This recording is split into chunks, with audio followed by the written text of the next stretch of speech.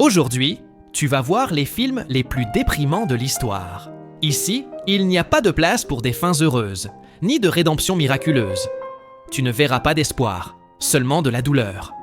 Ce que tu vas trouver, c'est de la brutalité, du réalisme et un regard d'une honnêteté implacable sur la souffrance humaine. Ces films ne te rendent pas seulement triste, ils te laissent vide. Aujourd'hui dans Ciné Prime.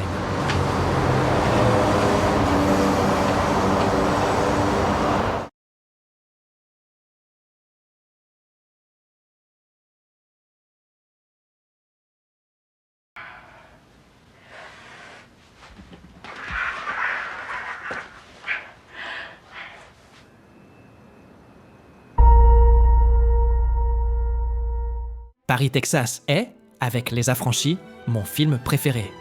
On y suit l'histoire de Travis, un homme brisé qui a décidé de ne plus parler. Son passé, au début, on ne le connaît pas, mais ce qu'on sait, c'est qu'il a tout perdu. C'est un homme conscient du mal qu'il fait à ceux qui l'entourent, et à lui-même, et cela nous conduit à l'un des dénouements les plus humains et émouvants du cinéma. Il est vrai que, contrairement aux autres films de ce classement, Paris, Texas n'est pas un film désespéré, mais il est profondément triste.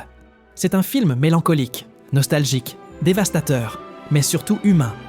La fin ne te détruit pas, mais elle te laisse une blessure profonde, parce que parfois, dans une situation extrême, la meilleure option reste dévastatrice. C'est un film beau, transcendant, contemplatif. Sa tristesse ne vient pas d'un traumatisme ou d'une tragédie explicite, mais de la vie elle-même, de cette sensation d'avoir perdu quelque chose d'irréversible. Et c'est là, dans cette blessure silencieuse, que réside sa beauté immense.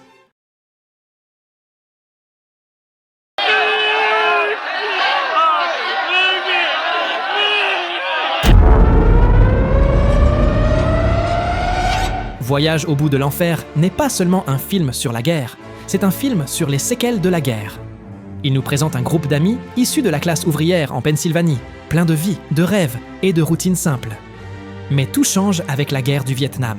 Ce qui semblait être une histoire de camaraderie devient un cauchemar qui arrache lentement tout ce qui définissait ces personnages. Leur innocence, leur humanité, leur capacité à revenir en étant les mêmes. Le film ne s'attarde pas sur les scènes de combat, mais sur leurs conséquences. Le plus douloureux, ce n'est pas ce qui se passe au Vietnam, c'est ce qui vient après. Comment le silence remplace le rire? Comment la distance s'installe entre des amis qui étaient comme des frères? Voyage au bout de l'enfer est long, lent, mais chaque minute pèse comme une pierre tombale. Et sa fin, sans artifice, est une plainte collective pour tout ce qui a été perdu.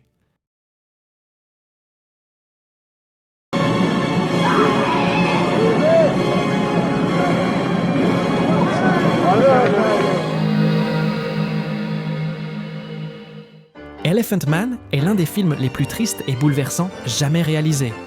Réalisé par David Lynch, mais très loin de son style surréaliste habituel, c'est une histoire profondément humaine sur la dignité et la cruauté. John Merrick est un homme atteint d'une difformité extrême, exhibé comme un monstre dans des foires itinérantes. Mais derrière cette apparence effrayante, il y a une personne sensible, intelligente et désespérément en quête d'affection et de respect. Ce qui rend ce film si dévastateur, ce n'est pas seulement la manière dont la société le traite, mais aussi la façon dont lui-même intègre ce rejet. Chaque tentative d'intégration, chaque regard compatissant reçu, est une petite victoire dans un monde qui l'a déjà condamné. Le film n'exploite ni le voyeurisme ni la misère, mais nous oblige à regarder au-delà du physique, à affronter notre propre capacité d'empathie. Et sa fin, à la fois magnifique et déchirante. Non pas parce qu'elle est grandiloquente ou tragique à l'excès, mais parce qu'elle comprend que parfois, la seule issue à la douleur est de se rendre avec dignité. Que la paix, pour certains, ne vient que lorsque tout le reste a été perdu.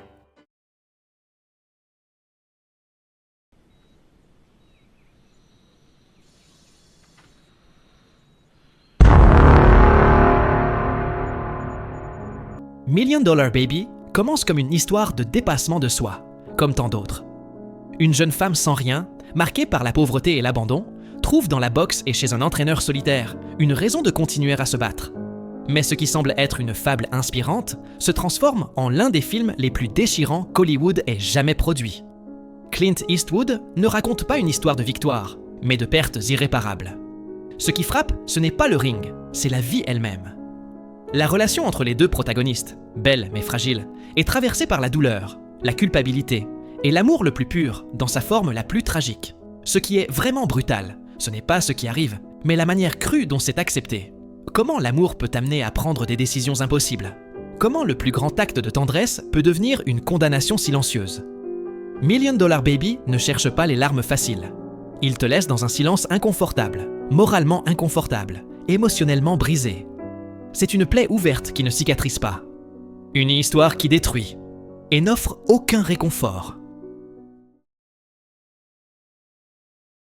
Dancer in the Dark n'est pas seulement une tragédie. C'est un coup de poing émotionnel qui t'écrase lentement.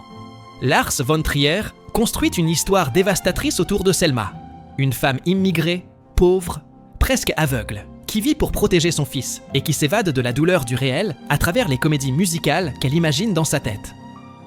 Mais il n'y a pas d'échappatoire possible dans ce monde. Tout ce qui entoure Selma est injustice, abus, trahison. L'innocence et la bonté, ici, ne sauvent personne. Ce qui rend ce film si brutal, c'est qu'il t'entraîne vers l'abîme avec une douceur insupportable.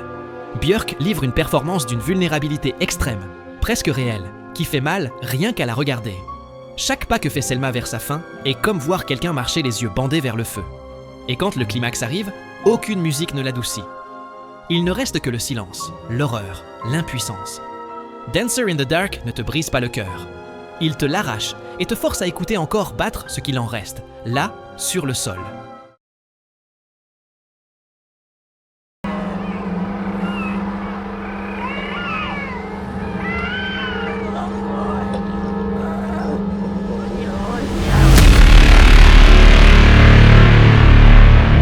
Requiem pour un massacre est une expérience cinématographique qui traverse l'âme et ne te laisse pas intact. Situé dans la brutalité de la Seconde Guerre mondiale, le film suit un enfant biélorusse qui assiste à l'horreur absolue perpétrée par les nazis dans son village. Mais n'attend pas de scènes de violence explicites. Ici, le pire se ressent dans chaque silence, chaque regard perdu, chaque pas vers la destruction. Le film ne montre pas seulement la guerre, mais comment elle détruit l'innocence et anéantit l'humanité. Ce qui rend Vien et regarde si dévastateur, c'est sa cruauté implacable et son regard à travers les yeux d'un enfant qui perd lentement toute espérance. L'atmosphère est lourde, l'inconfort constant et la douleur bien réelle. Il n'y a pas de fin heureuse, seulement l'écho d'une tragédie qu'on ne devrait jamais oublier. C'est un cri muet qui t'oblige à regarder, à te souvenir et à ressentir le poids de l'histoire, d'une manière aussi dépressive que brutale.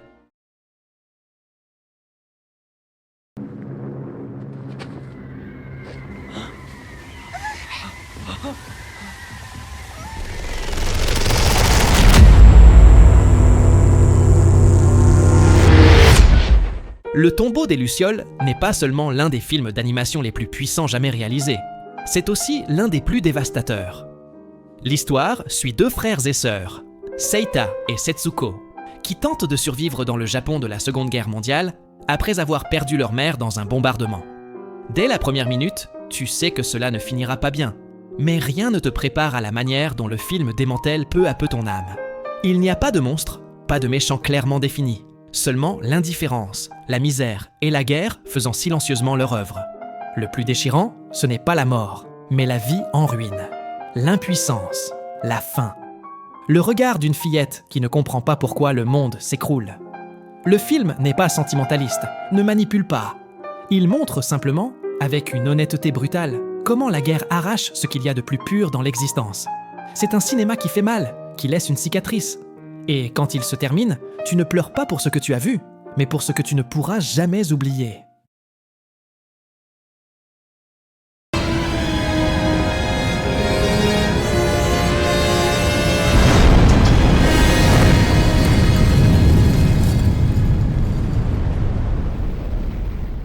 Mélancolia n'est pas un film. C'est le portrait le plus pur et le plus précis de la dépression de toute l'histoire du cinéma. Lars von Trier a écrit ce film pendant l'une des périodes les plus sombres de sa vie, en pleine dépression sévère, et il a réussi à le refléter parfaitement dans le film. Dès le premier plan, tout est destiné à disparaître. Il n'y a pas d'espoir, pas de salut, seulement de la beauté, du chaos et de la résignation.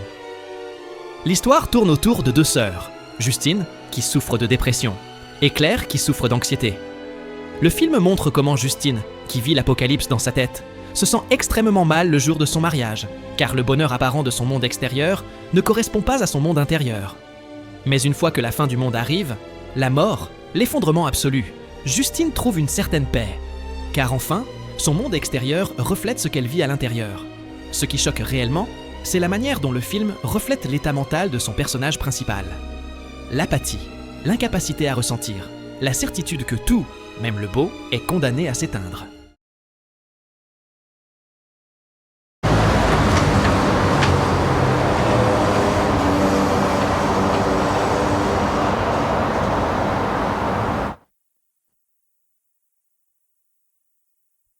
Michael Haneke a réalisé de nombreux films froids, cruels, presque chirurgicaux.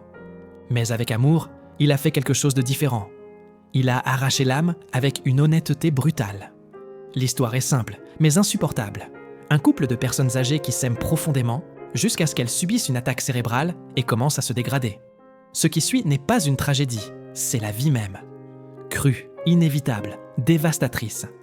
Le film est un portrait extrêmement honnête de la vieillesse, sans mélodrame, sans musique, seulement des plans fixes montrant la dégradation, le quotidien, le vrai drame. C'est insupportable dans son réalisme, dans sa tendresse, dans son impuissance. Ce n'est pas un film sur l'amour romantique, mais sur l'amour réel, celui qui reste quand tout le reste a disparu. Et quand la fin arrive, on ne pleure pas parce que c'est tragique. On pleure parce que c'était inévitable. Parce qu'il est douloureux d'accepter que c'est ce qui nous attend. Parce que la fin de la vie n'est pas belle.